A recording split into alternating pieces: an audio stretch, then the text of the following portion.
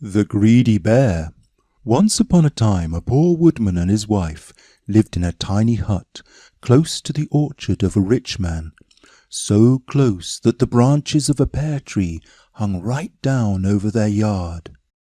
It was agreed between the rich man and the couple that if any of the fruit fell into the yard, the couple would be allowed to eat it.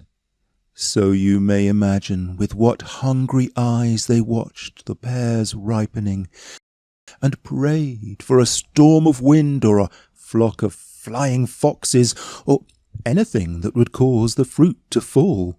Apart from the pears, the couple did not have a rich choice of foods to eat, but they did have plenty of yellow lentils, ghee, and some spices. The wife was particularly good at making the dish called dal. What an appetizing smell it had, to be sure! The woodman gobbled it up as soon as it was ready. But one day his wife said, No, no, no. Not until you fetch some dry wood. Off you go. So off he went into the forest and began to hack and saw away at the wood, and with each cut he seemed to smell the savoury dal. Just then a bear came swinging by, with its great black nose tilted in the air and its little keen eyes peering about.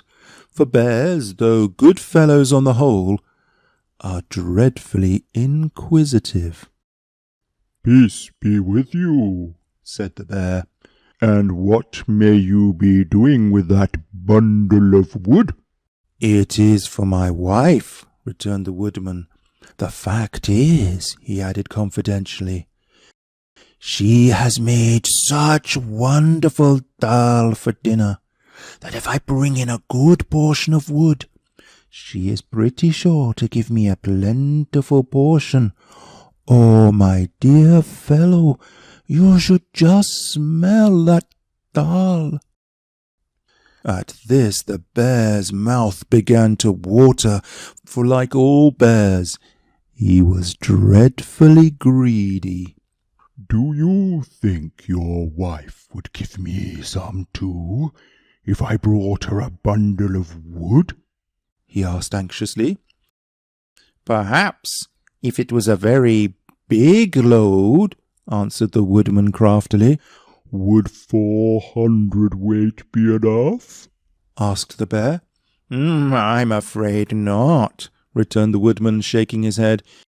"You see, dal is an expensive dish to make. You need plenty of ghee and loads of yellow lentils and— Would 800 weight do?" "Say 1/2 ton, and it's a bargain," said the woodman. "Half a ton is a huge quantity," sighed the bear.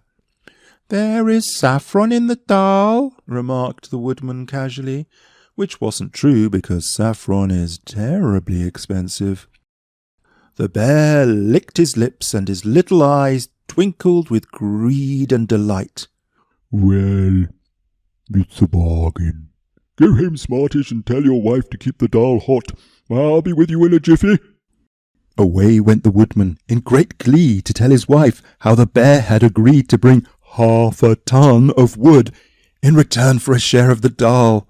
That bear will surely be greedy, like all bears, and eat your supper if you aren't careful.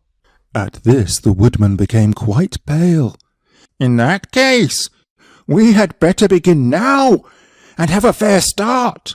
So without more ado they sat down on the floor with the brass pot full of dal between them and began to eat as fast as they could. Remember to leave some for the bear, said the wife to the husband, speaking with her mouth crammed full. Certainly, certainly, he replied, helping himself to another handful. My dear, cried the husband a little later when his mouth was so full that he could hardly speak. Remember the poor bear. Certainly, certainly, my love, returned the wife, taking another mouthful. And so it went on till there was not a single grain left in the pot.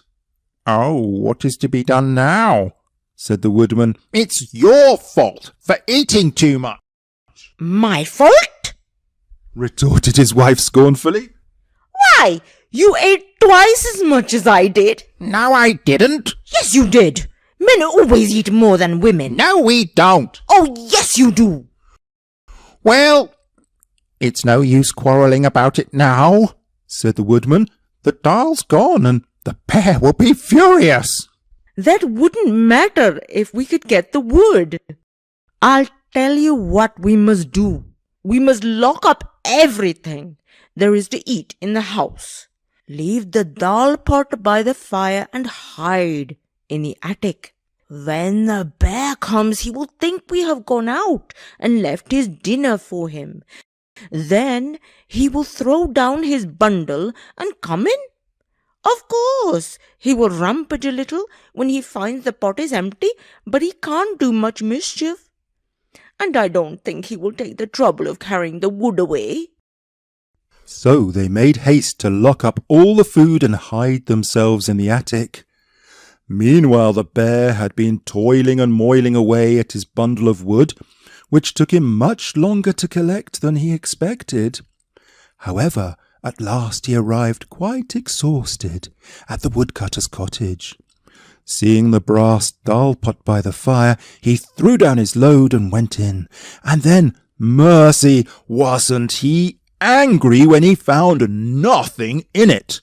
Not even a grain of rice, nor a teeny-weeny bit of ghee, or a little pulse, but only a smell that was so uncommonly nice that he actually cried with rage and disappointment. He flew into the most dreadful temper. But though he turned the house topsy-turvy, he could not find a morsel of food. Finally he declared that he would take the wood away, but as the crafty wife had imagined, when it came to the task, he did not care even for the sake of revenge to carry such a heavy load. I won't go away empty-handed, he said to himself, seizing the dal pot. If I can't get the taste, I'll have the smell. Now, as he left the cottage, he caught sight of the beautiful golden pears hanging over into the yard. His mouth began to water at once, for he was desperately hungry, and the pears were the first of the season. In a trice he was on the wall, up the tree, and gathering the biggest and ripest one he could find.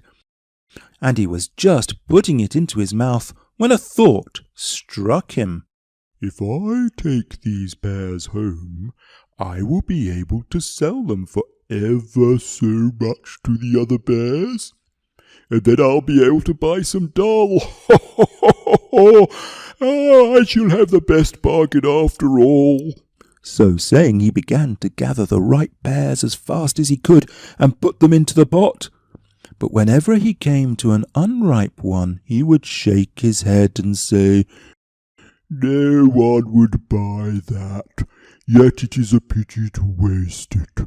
So he would pop it into his mouth and eat it, making wry faces as it was very sour. Now all this time the woodman's wife had been watching the bear through a crack, and holding her breath for fear of discovery. But at last, with the attic being rather dusty, just as the pot was quite full of golden ripe pears, out she came with the most tremendous sneeze you ever heard. Achoo! So the bear, thinking someone had fired a gun at him, dropped the pot in the cottage yard and fled into the forest as fast as his legs would carry him. The woodman and his wife got the dal, the wood, and the lovely pears. But the poor bear got nothing, except a very bad stomachache from eating unripe fruit. Thank you for watching this video. Please like, share and subscribe to the channel to see the latest videos. Thank you.